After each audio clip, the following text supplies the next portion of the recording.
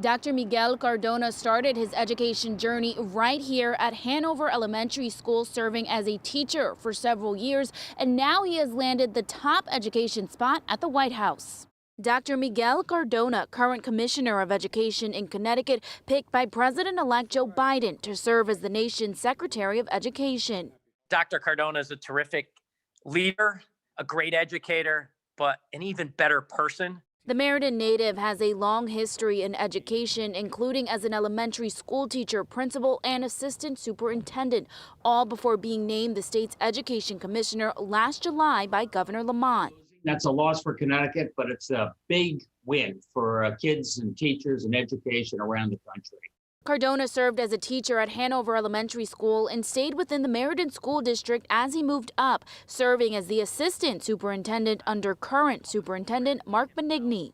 I think his story is what all students need to hear, that if you work hard, you do your best, you stay grounded with your family and with your community, you can excel to the highest level. That's the story of Miguel Cardona. His wife and they're a family that just epitomizes what the American dream can and will be.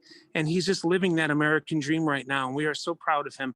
Cardona, who is a first-generation college graduate, attended Central Connecticut State University and received a master's and doctorate from UConn. He was Connecticut's Principal of the Year in 2012, and during the pandemic has pressed schools to remain open for in-person learning, a move his colleagues believe he will take to the White House.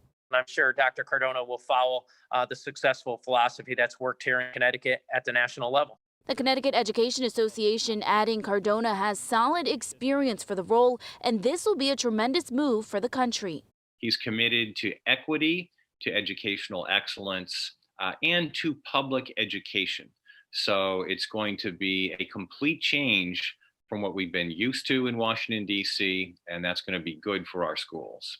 And there's no doubt that that people in Washington, as divided as they can be at times, will buy into this true gentleman and this champion of public education.